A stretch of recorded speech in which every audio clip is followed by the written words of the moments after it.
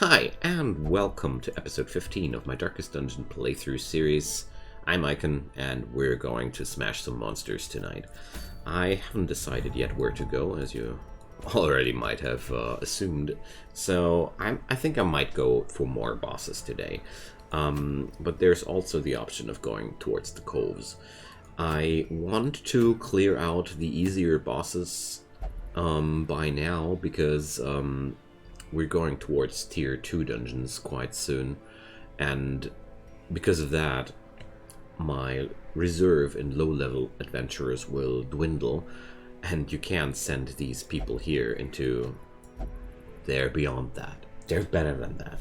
So I want to rule out these bosses as much as I can and level up the cove and the weld then afterwards with the harder dungeons. So I have some rookies left to clear out the remaining bosses in the weld and the cove. But let's see what's up the plate today. Oh yeah, that looks like a nice one. The Gunslinger's buckle is definitely fitting into my schemes. The focus ring is also pretty nice, but nah, let's go for the buckle. We're going to go for the Prophet. Alright, the Prophet is a pretty nasty bugger, but it's pretty simple. You need access to the backline. Pretty much every character on your squad should have direct access to backline enemies. That's if you can have that, you're basically hired for the job. So I'm going to explain more of that later down the road. Mathan sadly is not available, so the Bounty Hunter is not too good for that job. Burner's not. 2 Houndmasters, that would be an option. Definitely not the Leper or such things. Oh, a Highwayman would be good too, but obviously I don't have any options left on those. Or do I?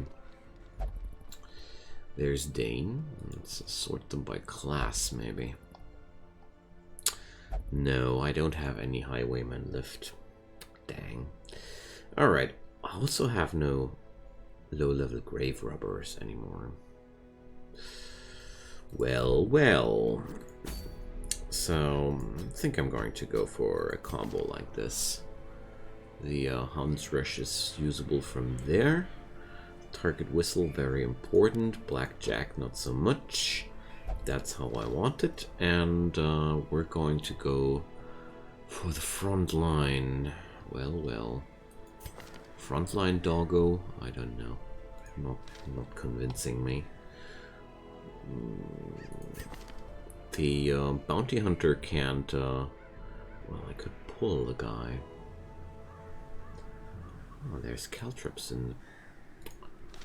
Well. Let's stick with that gun. Mortimer. Okay, so once we hit the actual boss, it'll make a lot more sense. Alright. The only thing I don't like about this combo... Well, okay, nah, it'll work out. It'll all work out fine. So, I'm not gonna upgrade anything further here. Let's just go for the trinkets. Alright. So, double Arbalest / Musketeer tonight. That's something new. Going to have one of them modded towards healing and the other one modded towards damage, because I feel like that's one thing which is very, very important to go for. The Ancestor's Candle or the Bracer? I'm going to go for the Bracer. Houndmaster. I don't like the Scouting Whistle too much. It's just not so good. Unholy, let's take that. It's minus dodge. Oh no. The Houndmaster has a decent dodge rating. Oh, never mind. He's clumsy anyways, so let him tank. Yeah, let's go for this combo. Protent minus dodge and plus damage. I like that. I don't want to go for the Venomous Vial. I want to go for the Ancestor's Candle and let's see what's I could just combine that quite lame like this. Let's go. Alright, let's kill some profit.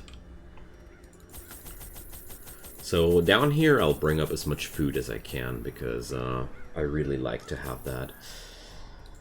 And shovels, we bring 3. Bandages, I have plenty. Medicinal herbs are like this and like that. Okay, way too many provisions, but that's how I like to roll. Let's go.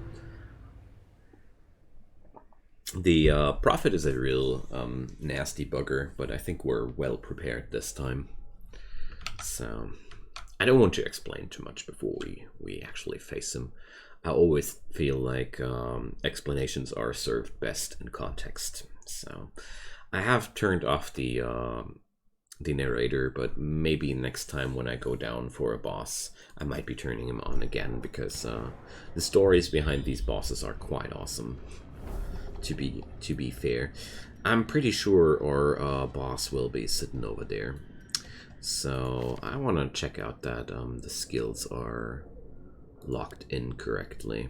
So here we have one. Adder's Kiss. Yeah, I want to go for that one. So I need skills which are also usable from the front slot, but I don't think we're going to have any problems with that. But I hope I'll remember it later. I will use a... Yeah, that's okay. Alright. I want the marking skill on the Houndmaster active. So the trick behind, or well, not so much the trick, the idea behind my combo here is the healing skill of the Arbalists and Musketeers gives you a buff which increases the received amount of healing. And since both are having this kind of healing, they're buffing the received healing like crazy. And, well, it's not perfect, because perfect would be a synergy on the front row, which has also some self-healing skill. So let's say a leper and 2 of these. I'm going to do that another time. So, like, Houndmaster and leper have strong self-healing skills, and they get amplified by the Arbalists if necessary. That's pretty neat, pretty decent. Alright, but enough of the talks. Let's kill something. Well, I think I'm going to go for a direct attack on the back line here. Houndmaster is not exactly the best guy for the job here, but we're quite lucky to face cultists here. So there are some recipients for the bleed damage as well. Okay, but overall, I don't think that this combo is having the quickest and strongest damage output of all, but it will be very, very powerful against the boss here.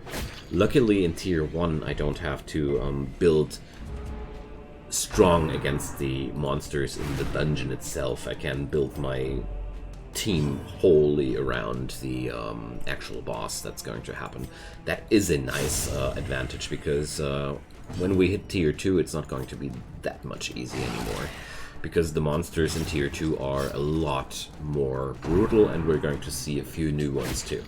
So, really excited about that. Right now we're in the build-up phase, and I'm growing a little bit tired of the Tier 1 dungeons by now. I hope you don't do too much, because I really try to have a quick way towards the Tier 2 things, but I really like to take things carefully. As I've already mentioned a while ago, I like to prepare myself carefully with this game and have a smooth experience. Okay, so we're going down... Ooh, look here. We're going to take that way later. So, that's a nice reward for taking a little detour. I forgot to bring torches. Okay. That's, was not voluntarily. Let's do this anyways. That's not bad. It's not bad either. The Ancestor's Candle, though, is now completely a bad pick, though. Silly me. Oh, well. Wow. Okay. Sick damage. 18 points. Wow. So, let's see. There's a decent chance of failing it.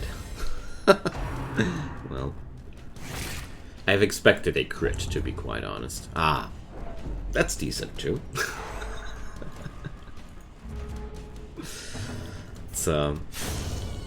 It's something this game loves to deliver, it feels to me. Like, in the last moment, in the very last moment, deliver something lasting like that illness here. Minus virtue chance, alright. It's not the worst of illnesses. There are way more nasty things to receive there, so... The good thing is we're really strong enough to tackle complete darkness without any problems at all. If I'm a little bit concerned about the boss, so I'm going to use the campfire while we're in front of the boss room. Or one room away from that, I don't know. So, as usual, I'm going for the Cutthroat first, because I feel like they're the biggest damage dealers the bandits have to offer. And I really like to get rid of those guys as soon as possible. I really like the target access of the Shield Breaker. And the prot ignoring aspect is also pretty nice. Wow, my medic killing stuff too. Cool. So, is there any reason to use Puncture over Pierce? Damage mod minus 50%. Breaks Guard, I see. That's why the skill's so awesome. I should bring the Shield Breaker more often into the Cove. Just realized that I was completely oblivious about this special quality of the character. Well, something new every day. There we go. Bang. That's a good one. Let's toss some holy water on that. And, wow, healing. Okay. And stress removal. Perfect. Just what we needed. So, let's keep going. I feel a little bit bad for the bookshelves. I'm skipping them so hard, but at the same time I feel like I don't like them too much. The amount of stress damage they can inflict to you is pretty nasty, and the rewards are either a map or some what's it called? Some journal entry, and neither of those are too appealing to me. I'm going to strike into one of these guys. Almost. Okay. Let's finish him though. I shouldn't use her for finishing blows anymore. So I'm going to try and kill the Acolyte here, because she's going to act next when the turn 2 begins, and I'll rather have the melee guy with the damage act again over the stress guy. Thanks, game. Game doesn't fail to deliver. I love it. Alright, let's use this. I mean, this is a really nice way to patch up people. I just wanted to do it at least once. Hopefully I get in the stun. Perfect. So that was my whole idea behind this thing. We're pretty resilient due to that. And now she has a pretty high bonus on received healing too. And let's go for one more. And the base stats of the skill are pretty low. I'm pretty sure that now she would be healing for something like 8 or 9, and this really stacks up the more often you do it. I like that. It's not overpowered or something, but it's really nice. That's why I like to feature it. So let's remove some stress here, some stress there. Mainly I also want to get inventory slots free. Yeah, let's do this in the last room. Full darkness is not a problem anymore for these guys. Hey, a torch. And gemstones, you see? Instant reward. Let's toss away the holy water and trade it for 1k. I don't want to turn on the lights now, because turning off the lights also increases the loot you get, and that's really, really a nice benefit. So I'm going to use the Crown Biscuit here. It's a really good situation to go crazy, because we got shuffled, and therefore I'm not too comfortable with the situation. But I think single target damage would have been better. because I forgot about the very low base HP of those spiders, and this makes the whole move with spreading some damage not that effective.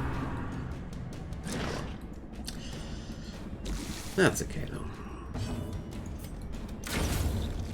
Mistakes have been made.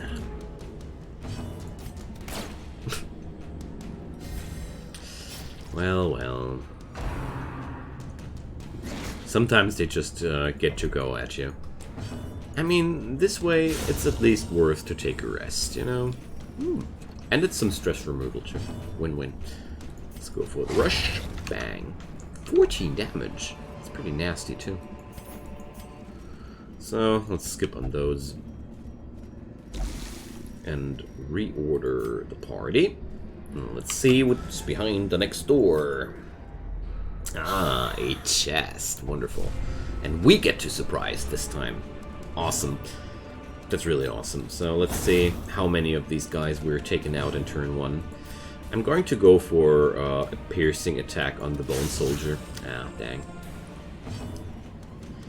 And let's follow that with a Hound's Rush, because I like to finish off things. And this now, I'll leave it to luck. Thanks. Perfect. So there's only Big One left, and I don't care about him. Nice. And there's another nice thing. These two can heal each other. That's something you're normally struggling to, because the bandage skill is not usable on the Arbalest and Musketeer himself or herself, or is it by now? Oh, it is by now.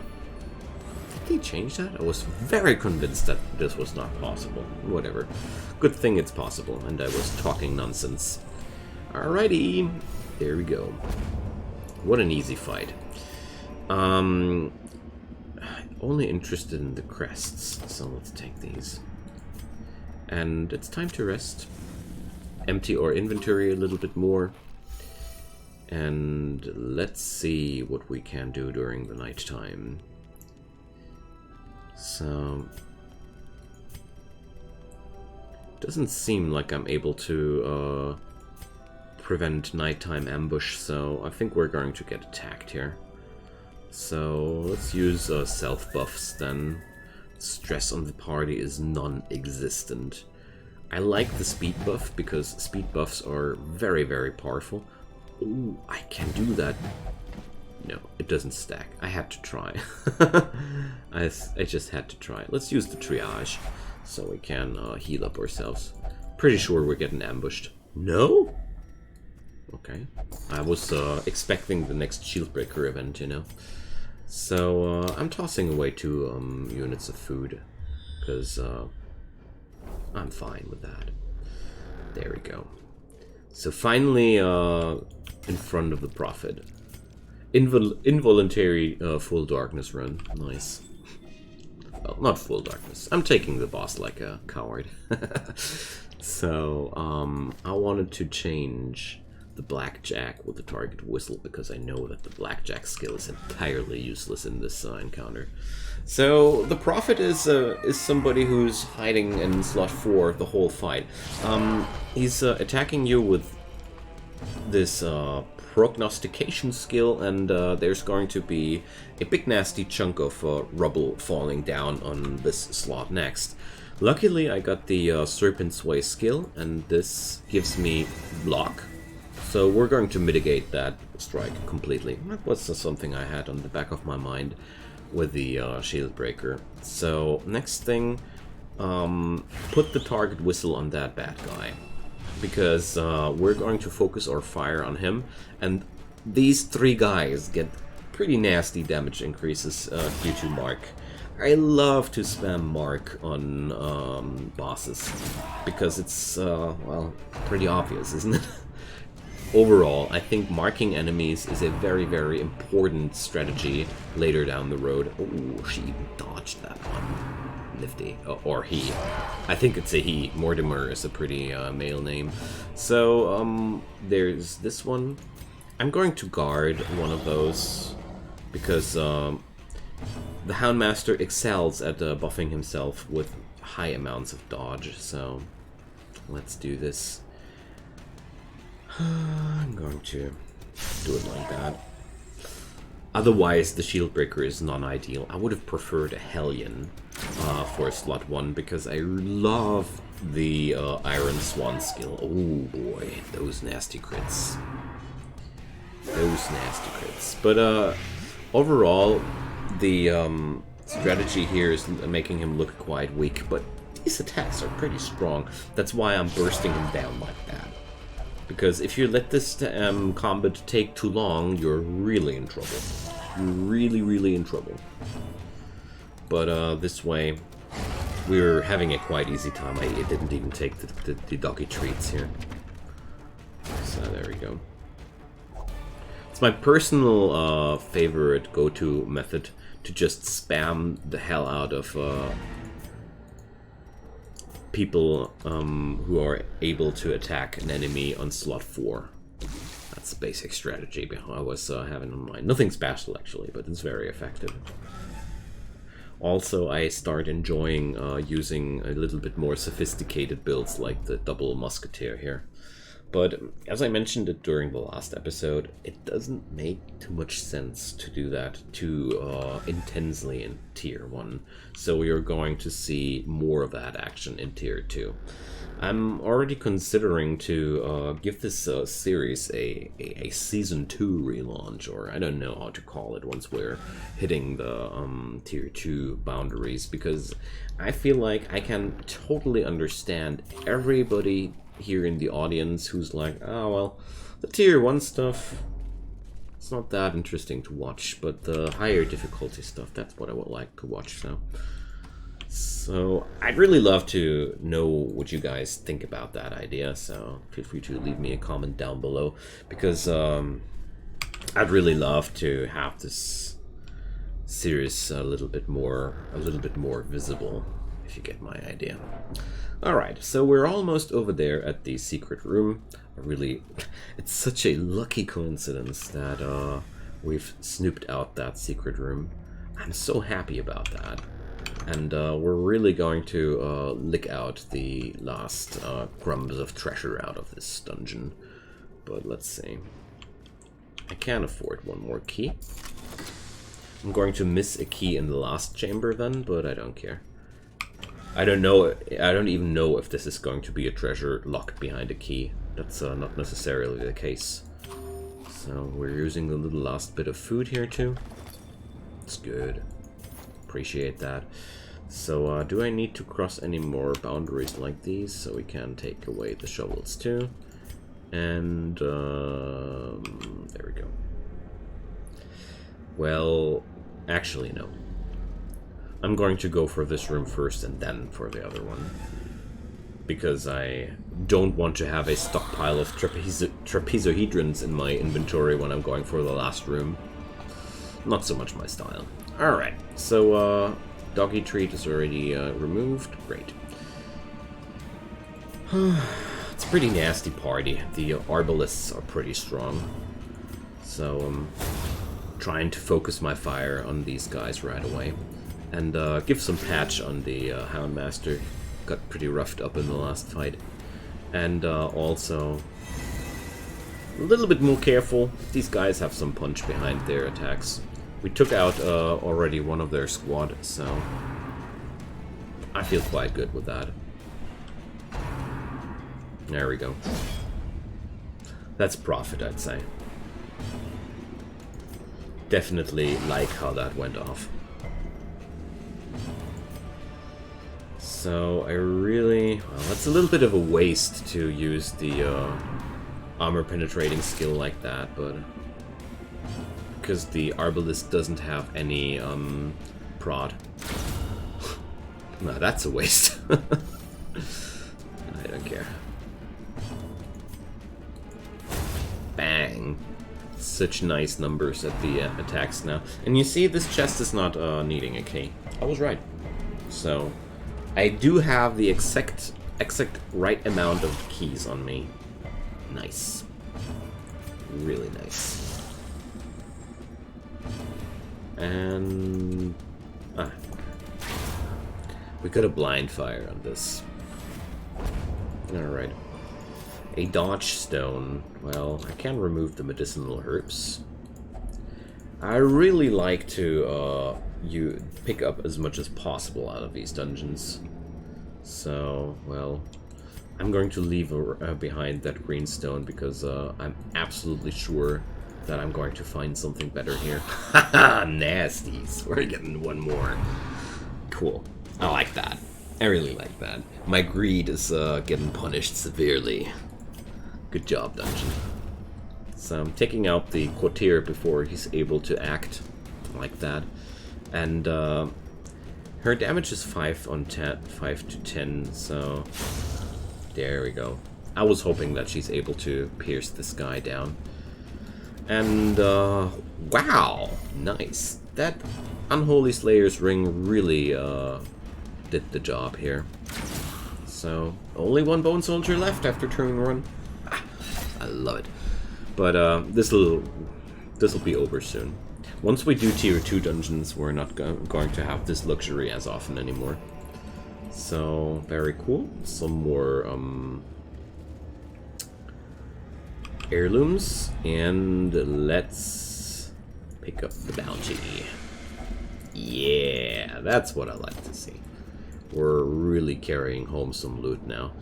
I'll toss away the dodge stone because the dodge stone is something I won't be using, and it's worth way less than one of these trapezohedrons. Oh boy, that's good. I want to buy a bank out of that one blueprint that I have. Fragile Manslayer. Fragile is nasty. Faithless. Unyielding. Awesome. So how much money do I have? 39k. Not bad. Level restrictions removed for next quest. So my friends, it's already time to say goodbye. Let's take a last look into the stagecoach. Sadly, I keep having bad luck with the new arrivals. I don't want to upgrade the this here until I have the other more important stuff upgraded. I hope you understand.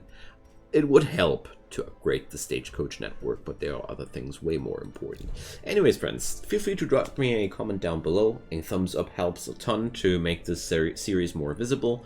And if you want to subscribe to my channel, you can turn on the notifications and don't miss any new content, or you check out the description below. There you find my Discord server, and you'll find my YouTube release schedule on there as well. Whatever you do or don't, have a wonderful time, and I hope we're going to see each other again for more Darkest Dungeon or some other nice gaming. See you soon. Bye-bye.